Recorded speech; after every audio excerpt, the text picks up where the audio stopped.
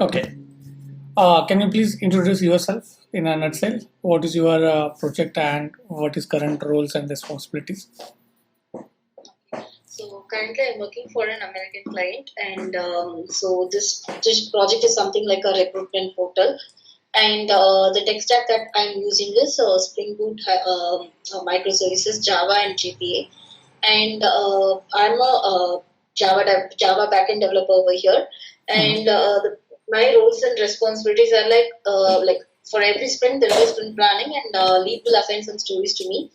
So I'll analyze the requirements. I'll analyze like how this can be achieved, how it can be implemented, and I'll take it to the lead and we'll discuss and we'll come to conclusion. I'll develop the code. So once I develop it from my end, I'll do testing and I'll write test cases. And when everything is fine, I'll get it reviewed from my lead, and after that, I'll move it to dev to do integration testing. So UI will integrate it, and I'll do integration testing. So once things are fine in dev, I'll move it to QA, and QA will test if there are any bugs, they'll raise issues, and I'll fix it, and then it will be moved to UAT. So I have a total experience of 6 years and 8 months in IT. 6 years and 8 months. Okay. Yeah. So, like as you told that you write the code and you write the test cases for that. So, have you written JUnit test cases or integration test cases or mock it? Test cases. Okay. Okay. Fine. Okay, let's start with the Java basic questions and then we will move to the next scenarios. Okay. So, like which current Java version you are using? Java 8. Okay. Okay, let's start with the first. What is encapsulation and abstraction in Java? So encapsulation is putting objects and methods into the variables and methods into a wrapping. It's called as encapsulation. Putting it together basically. And abstraction is to hide, to show what is required and to hide what is necessary to be hidden. So this can be achieved through interface and using abstract classes. Okay. So what is the difference between interface and abstract class? So interface is 100% abstraction. So whatever you cannot implement any of the functions inside the interface, but we can have default and static methods from Java 8. But in case of abstraction, you can have normal methods also, which has some implementations, and we can have other abstract methods also. Okay, so like, is it mandatory? Like, if I mark that class as an abstract class when I don't have any. If I don't have any abstract method inside it, so then I need not mark it as abstract. But if I have even one abstract method inside a class, then I have to mark the class as abstract. So in case of interface, we'll mark it as interface. Okay. Okay. Thanks. So what is polymorphism in Java? A method in more than one ways. So there are two types of polymorphism. One is compile time and one is runtime. So compile time is static binding, and that is called method overloading. So we can have the same method name with different parameters types. And in case of runtime polymorphism, it is method overriding, where we can have the same method signature with but we can override it in the subclass. Okay. So like, have you like do you know like string is immutable? Okay. Why it is immutable? So a string, what it does internally is like it maintains a string constant pool. So whenever we create a string using string literal, so it allocates memory in the string constant pool inside the heap memory of Java. So whatever, so when you create another string with the same literal, say hello, and again you create hello, it will refer to the same string. It will allow to modify, so which will enhance the performance, like memory saving and all such things. So that's why strings are immutable. Where exactly string pool reside in the memory? In heap memory, there is a separate pool kind of. Okay. Okay. Thanks. Have you worked in multi-threading environment? I have not worked, but yeah, like thread local and all I've used. Okay. So which is the best way to create the thread? Best way is to implement using runnable interface because in scalability wise we can extend another class also. Okay. So like in a trading, we have some like well known written other classes. From that, if you do you know about a blocking queue? What is that? Blocking queue. No. Okay, fine. Do you know about serialization, deserialization? Yeah, serialization is like writing the object into a byte stream, and it will be a file will be generated called .ser, and it will be in binary. And again, if you are trying to deserialize it, it will we can generate it back as an object. And if you don't want to serialize any object, you mark it as transient. Okay, okay. So from collection, which are the classes and interfaces you have used in your project? In collections, array list, maps, set. Okay, you have worked on maps, correct? Yeah. Okay, so in maps, what will happen if I try to insert a same key which is already present in your map? Uh, it will update the. Okay, okay. So in a map, I'm adding the student object, okay? And for that student object, I have override the hash code method. And that hash code method is returning always one. What will happen in our what will happen to the hash map when I try to add the 10 elements? Yeah. So HashMap it internally uses in two data structure. One is array and the other one is linked list. So it maintains an array of nodes, and each node has a linked list in it.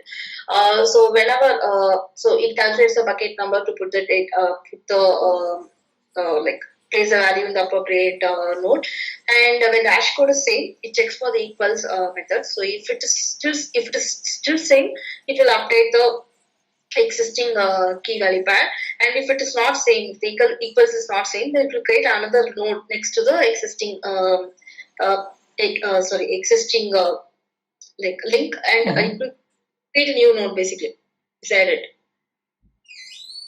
Okay, so what will impact on the hash map due to this? So like okay, see, my question is, let me clear that. You have student class, and in student class you have a hash code method which you have overridden from the object method, and in that hash code I am returning 1. Okay, so if I have 10 object of a student class, how many object will be there when you add into the hash map?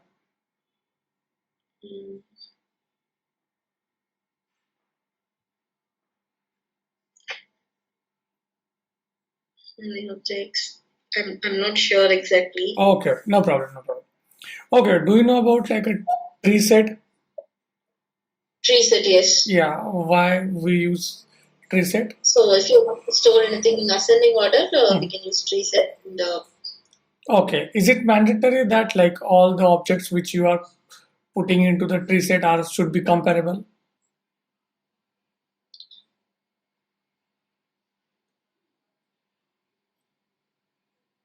Hello? you're not sure about it. Okay, no problem, fine. Coming to like Java 8 questions. So in a Java 8, which are the feature you have used? I've used function interface, lambda expressions, and method reference, optional class, zone datetime. Have you used a stream? Streams, yeah.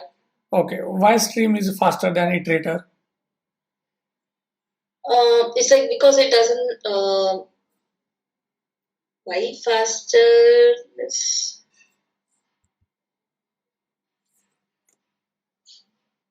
I don't know why it is faster.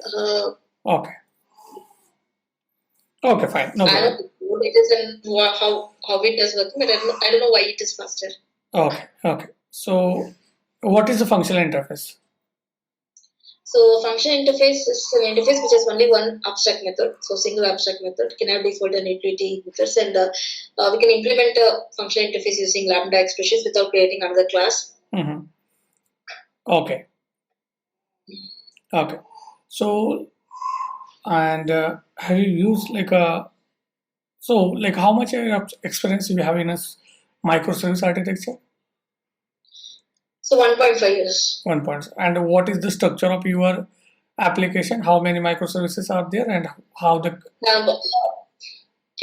We have total of 4 microservices. okay, how they are communicating with each other? So we use RabbitMQs for intercommunication, and we also use React to Web Client for any way calls inside it. Okay. Okay. So, like you have implemented those in a Spring Boot, correct? Spring and Spring Boot. Yes. Okay. Do you know about like how the auto configuration happens in a Spring? Yeah, we have this enable auto configuration annotation.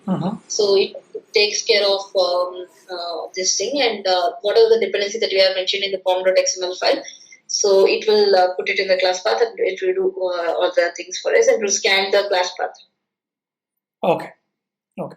So what is the difference between REST controller annotation and controller annotation? So after-rate control is a specialization of component annotation, and REST control is a specialization of other controller, like which is a combination of a response body plus controller. And in this controller is used in Spring MVC kind of thing, and this REST controller is used in REST APIs. And in controller, we'll return a response body on each method, but in case of REST controller, we will not return it. It will handle by itself because of the REST controller annotation. Okay. So have you used a load balancer in your application? No. My application has not yet gone to production. It is still in UAT. So have you used a API gateway? No, I have not used. Okay, fine. So do you have any editor open? Yeah, I have. Okay. Can you share your screen and start? I have a small program for you. Yeah. Able to see? Yes. So I have one string. Okay. So open your main methods in that start writing. So it will be easy for you. Okay. I write a string. I'm a programmer.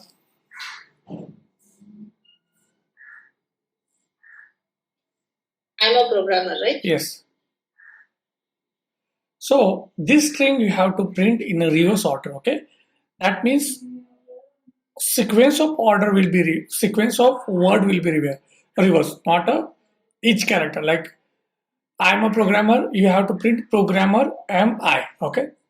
So that you have to print. So write the program for that. How much you will rate yourself on the SQL out of 5? SQL 3.5. Okay. So have you written queries on a join? Yeah. Okay, so let's take a simple example. We have student table and we have department table. Student table has a department ID as a foreign key reference. Okay. So you have to print number of department, number of student per department ID and student count you have to print. Can you write the SQL query for that? Yeah. Yeah. So like I'm like done with my question. Do you have any question? Okay. So this is for any specific project, or it's like a common drive?